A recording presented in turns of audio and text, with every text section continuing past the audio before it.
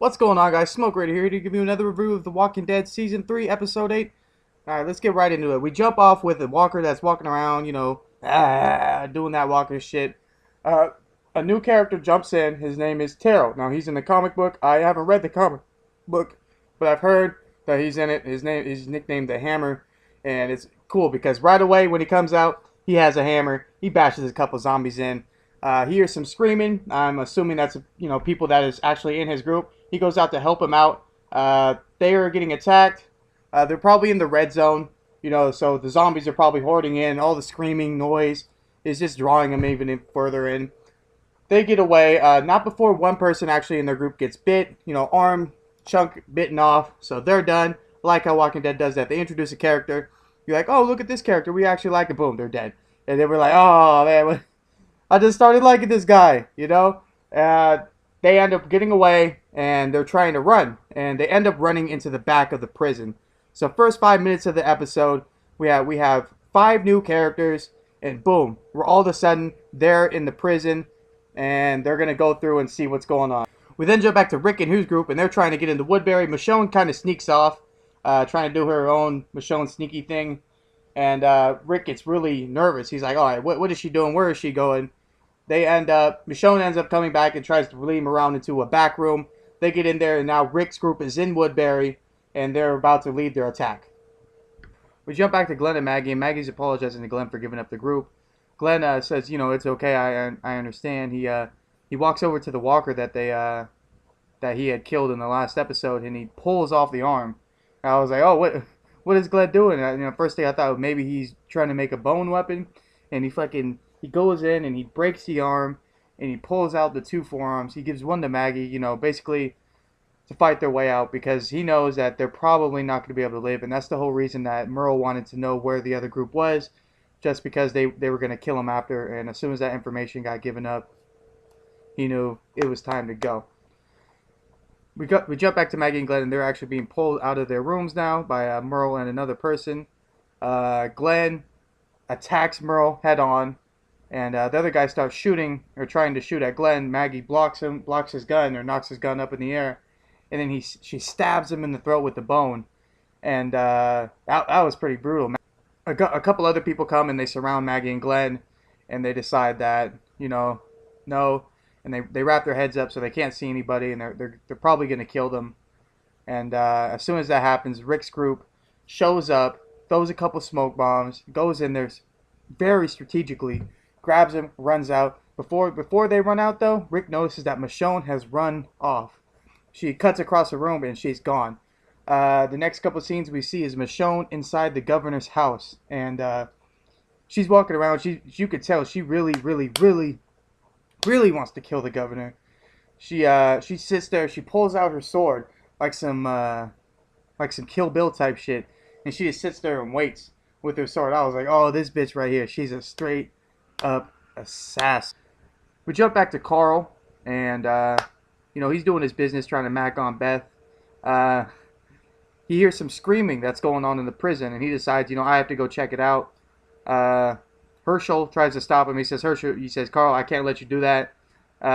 Carl's like, you know what, my dad would go and do that, so I can't just sit here and let this happen. Well, because we don't know if they're coming back or not. I have to be the boss, and I think this is the right thing to do. So he goes out, he checks it. He gets attacked by a couple walkers. He does a couple of there's a cool first-person view they have too, where they show him shining the light without actually seeing the character. It's almost like a zombie video game. A couple zombies come around the corner. He shoots one in the head. They're coming from the screaming that they're hearing. Carl runs into the group. They're in the room that Tomas was killed in, and they're basically just hammering zombies down. Carl's like, we gotta go. Let's go right now. They basically follow Carl. They're like, all right, fuck it. We're gonna follow this kid. He's in here for a reason, and we're gonna follow him. He says, I can help you out. He tells the group to leave the girl that's bitten. And they're like, no, we can't do that. So Carl's like, all right, whatever, let's go. Because he doesn't want anyone else to get killed. So they take him out. He brings him back to the prison, or back to their cell blocks, and he locks him in. He basically tells him the same thing that his dad told Michonne. You're going to be safe here, but right now I can't let you in here. We don't know who you are. We don't know what you're about. and we can't trust you right now. Tyrese's sister, girlfriend, I don't know who this is, but it's somebody. I think it's a close relation to him. She starts trying to treat Carl like a child, and she's telling him like, open this door. You can't leave us in here. Blah blah blah. Basically saying some real parent type shit. I can understand that she's angry and she's upset because she just got locked in here and she doesn't know what's really happening right now. But there's a good scene where Carl was told Tyrese told her to leave the man alone, and I think she wasn't talking about Herschel or anything like that.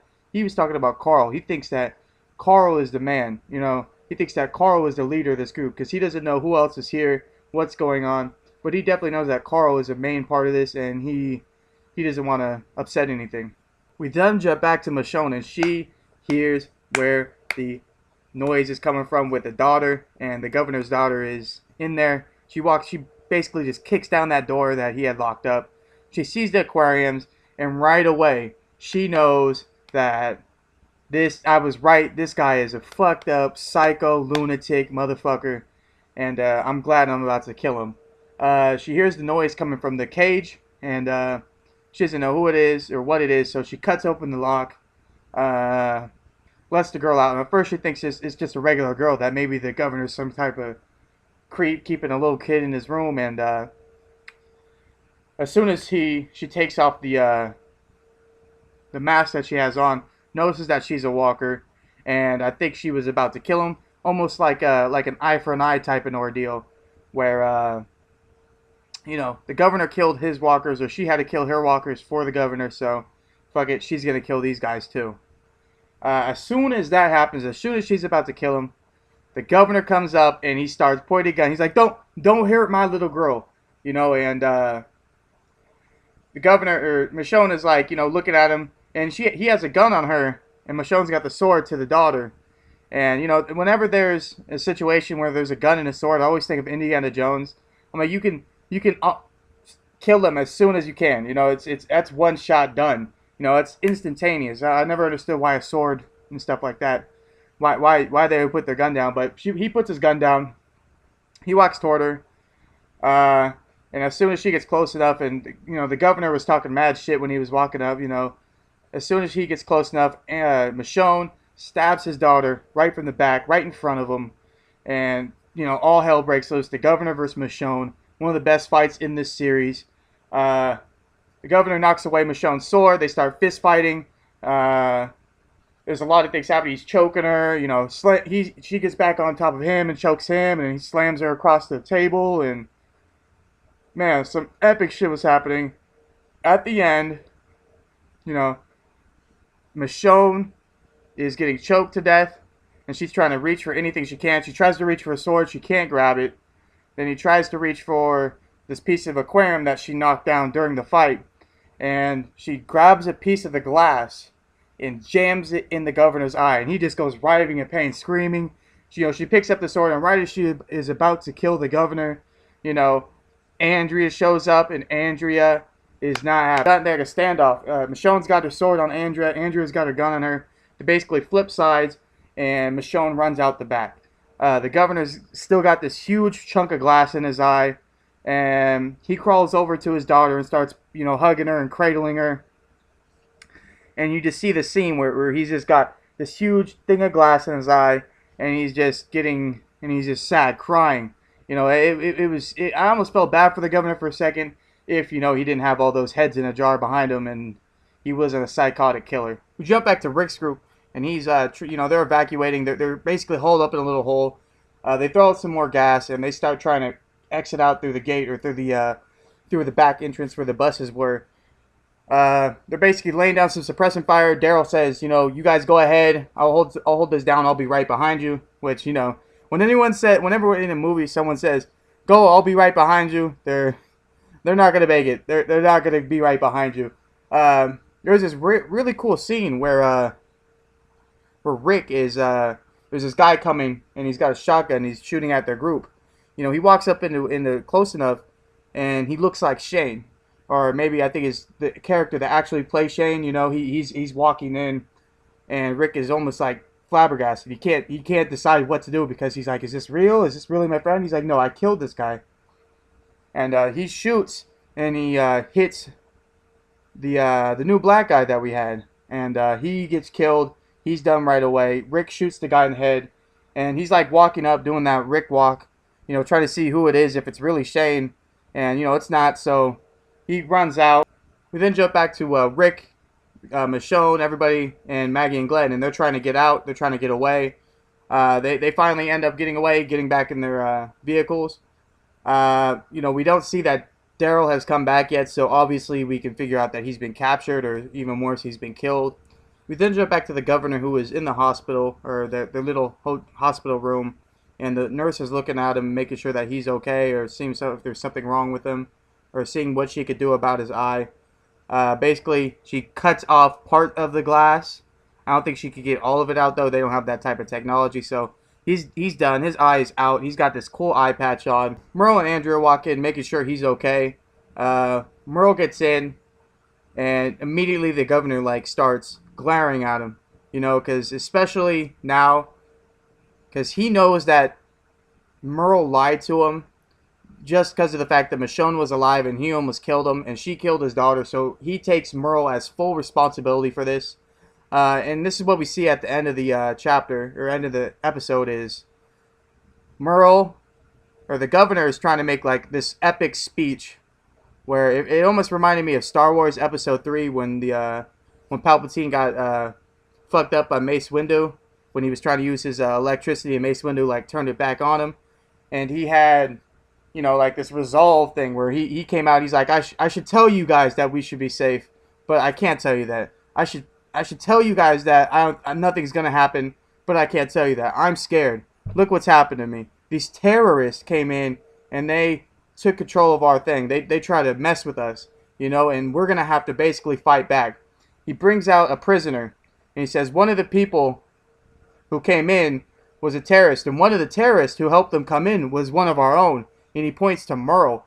And it almost seems like this ancient Roman type shit where it's like, live, and everyone's like, kill them, fucking do them in.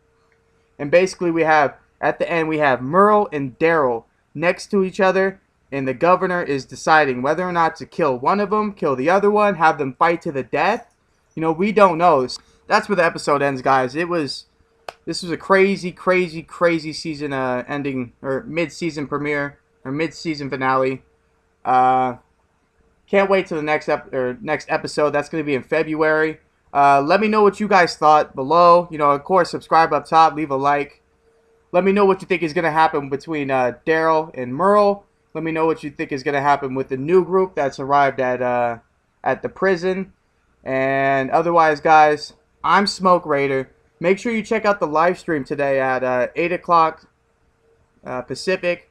I think it's going to be 11 Eastern time, where it's going to be me, Zoro Fanboy, Walking00dead, Rivalhopeso. Anyways, guys, subscribe, comment, and check out this episode. If you haven't caught up to the show yet, I don't know what you guys are doing, but I'm Smoke Raider, guys. Have a beautiful day.